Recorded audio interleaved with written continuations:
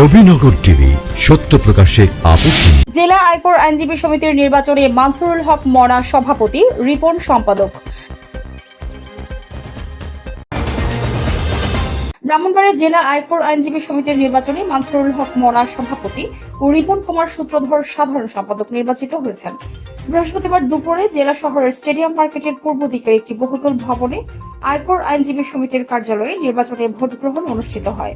সন্ধ্যায় ভোটের ফলাফল ঘোষণা করা হয়। আয়কর আইনজীবী সমিতি সূত্রে জানা গেছে, বৃহস্পতিবার দুপুরে কাউতলী এলাকায় জেলা আয়কর আইনজীবী সমিতির কার্যালয়ে ভোট গ্রহণ অনুষ্ঠিত হয়। জেলা আয়কর আইনজীবী সমিতির কার্যকরী পরিষদ নির্বাচন 2026 এর ভোট গ্রহণে নির্বাচন কমিশনার ছিলেন আইনজীবী ইউসুফ কবির ফারুক।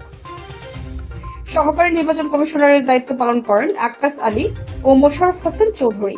নির্বাচনে পোলিং এজেন্ট ছিলেন আইনজীবী শামসুল আরিফিন, শ্যামল চন্দ্র দাস ও মোহাম্মদ মাহমুদুল করিম মজুমদার। নির্বাচনে মোট ভোটার সংখ্যা 69 জন।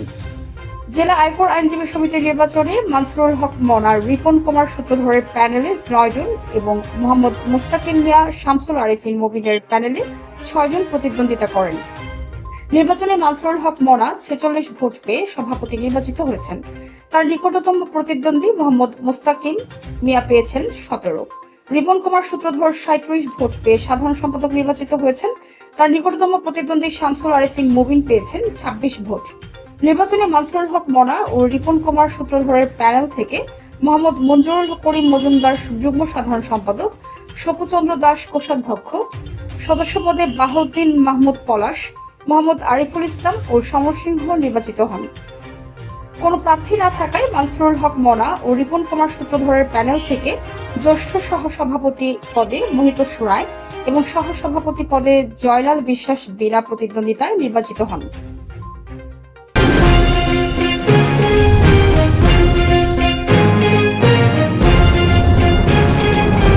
নবীনগর টিভি সত্য প্রকাশে আপোষহীন।